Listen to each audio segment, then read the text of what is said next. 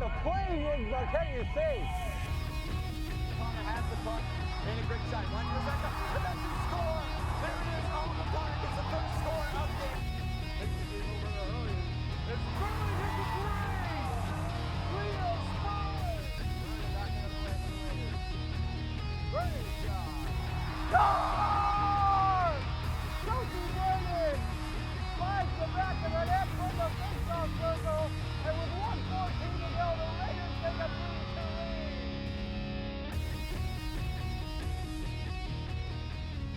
And welcome back to an all-new Black Red Blitz. As always, I'm your host, Rebecca Cahn.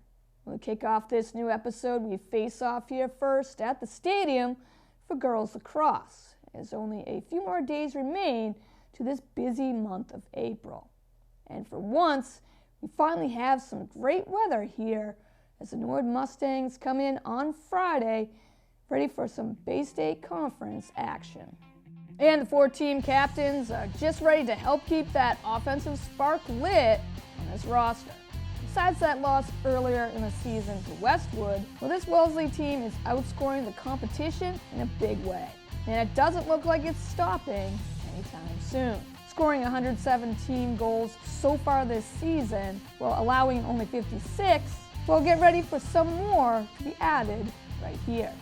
Up 2-0 this game initially, it feels like the Brookline game, as Rachel Noah buries a score here for the Mustangs to make it a 2-1 deficit.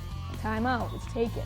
But once again, that timeout is what kicks Raiders offense into high gear. As sophomore Maddie Balter makes this great play of reaching out to grab the dish and bury it as well with this sweet finish.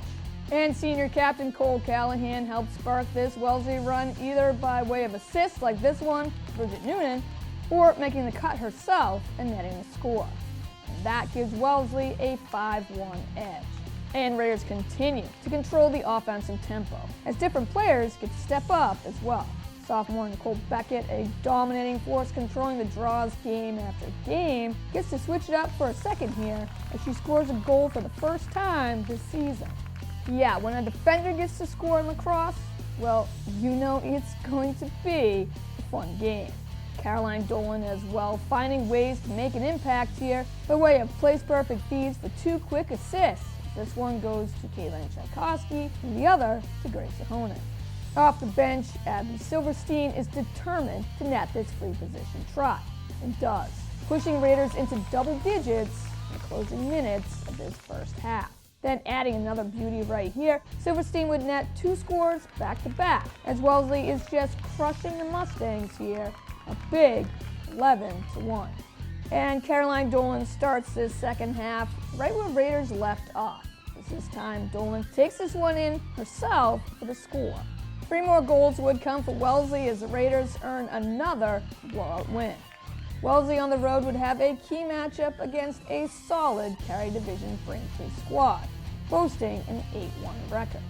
But Raiders would pass that test convincingly, getting the Womps on the road to improve to 8-3. Well, for Raiders baseball, there have been ups and downs to this season, as their starting pitching has remained solid, but offensively, their bats have struggled. Well, the schedule hasn't helped them out either, as Friday would see them face the Braintree Womps, who have defended their Super 8 championship title exceptionally well this year, remaining the top seed.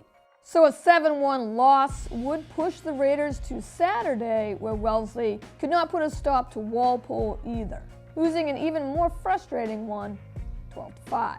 So here on Monday, facing their divisional rivals, the Natick Redhawks, it's safe to say this game's gotta be a must-win. Top first, Henry Weicker on the mound gets 2 quick outs, but then can't find the plate. And so with back-to-back walks, puts 2 on for Mike Gillade. Gillade's infield single here brings Noah Joseph around from second to give Redhawks a quick 1-0 edge. Max Faruqi would smack it to right, but it gets past first base on a bad hop. And so J.J. Hickman crosses home plate as well, the second run of the inning. Henry Weicker, though, gets Aiden Mahagan to ground out, leaving the bases juiced. But Natick still holds a 2-0 advantage. Top second, Alex LaGreca 90 feet away. Austin Twist grounds it to first, the throw to home plate, and LaGreca beats the tag. And so Wellesley is down 3-0.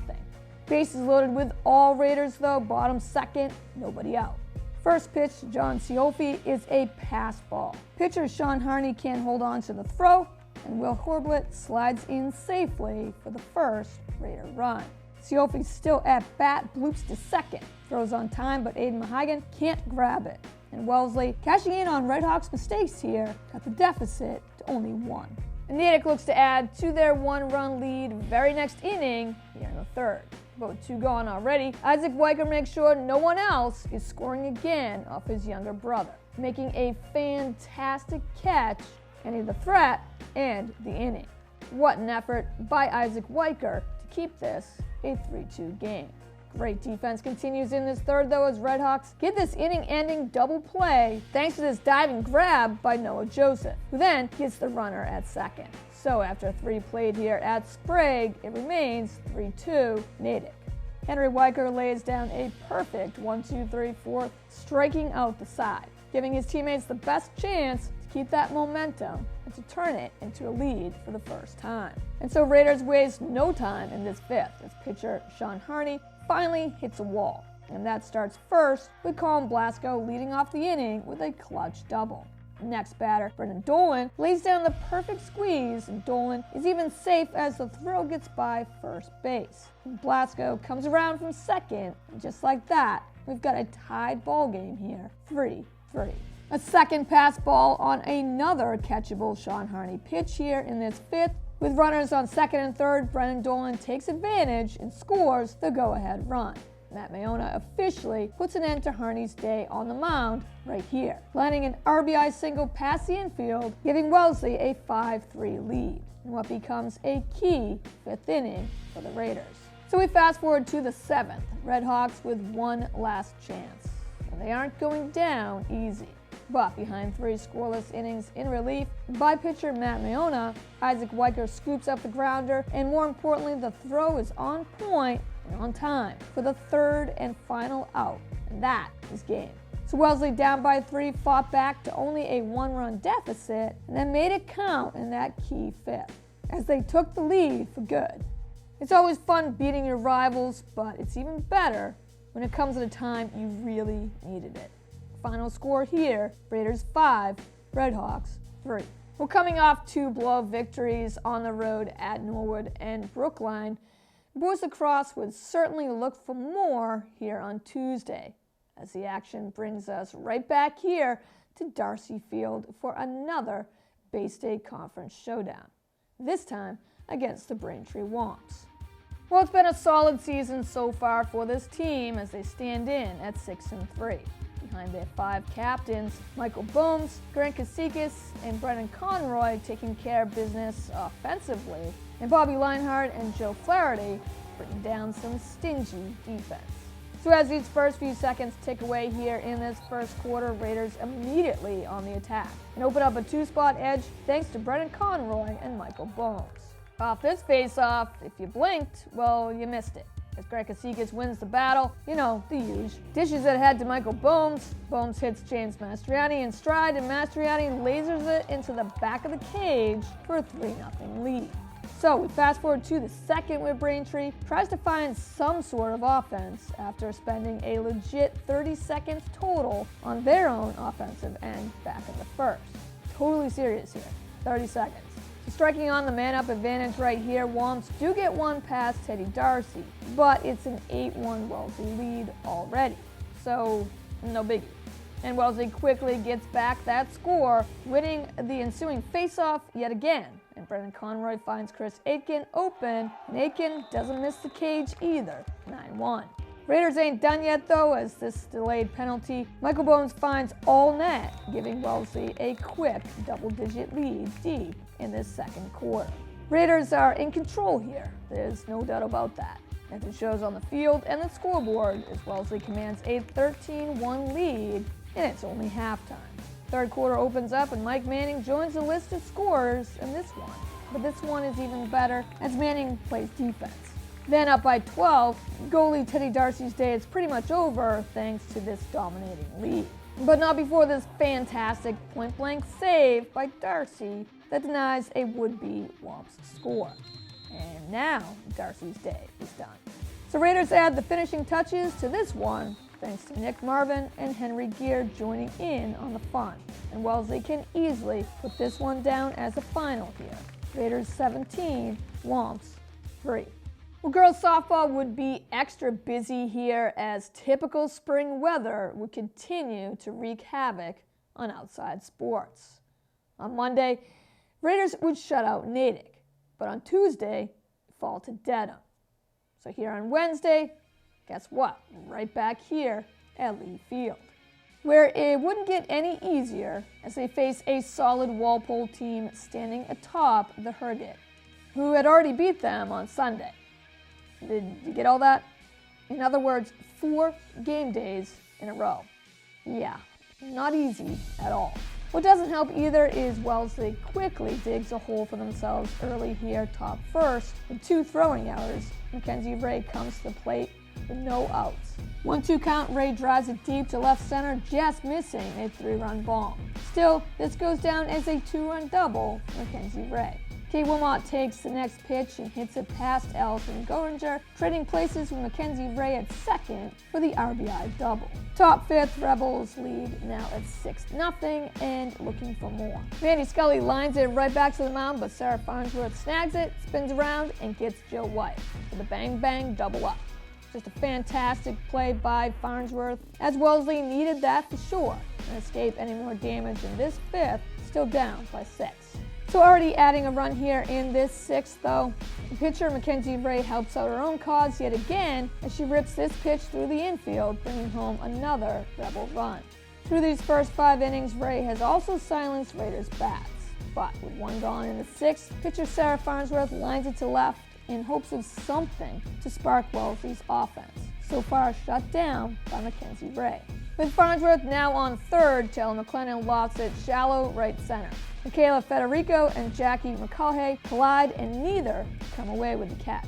So Farnsworth scores Wellesley's first run of the game. And Kaylee Mitchell would then fly out to Tess Lawler to end the inning.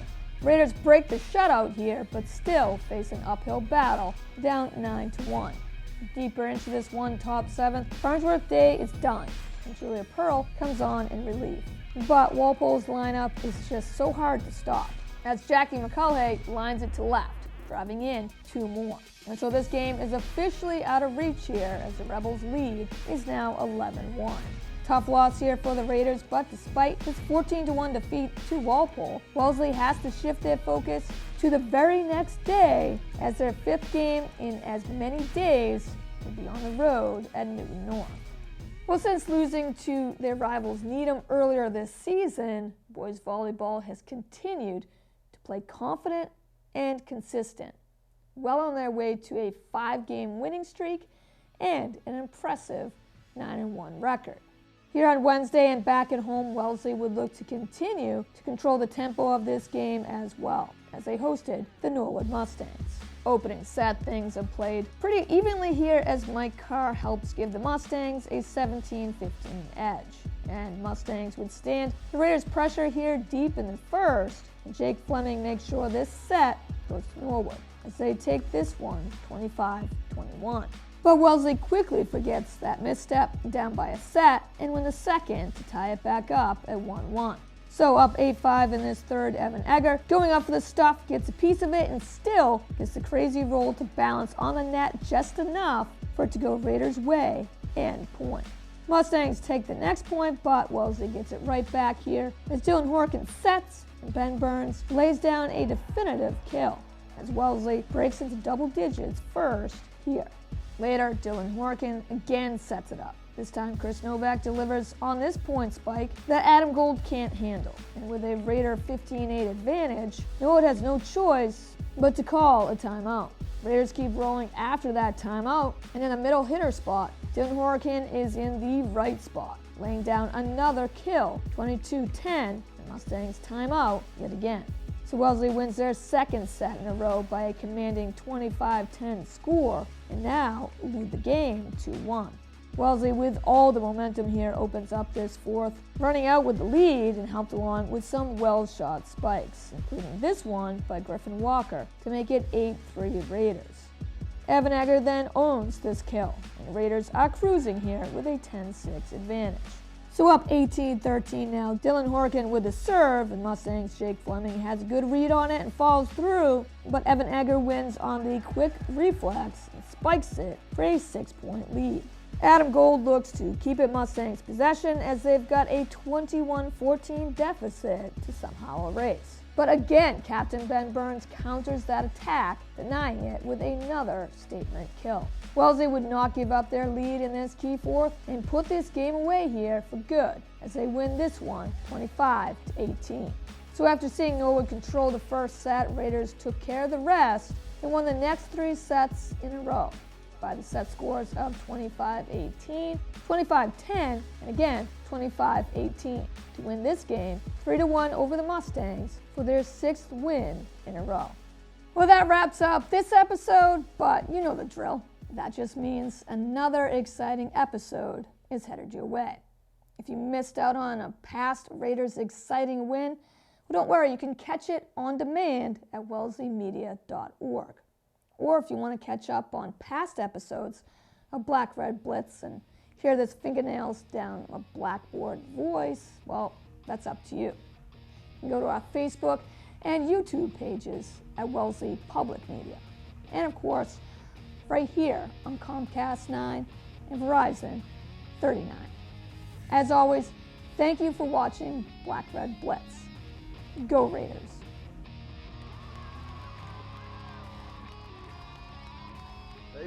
He's got some room to run. Tishman in for a touchdown! Tishman!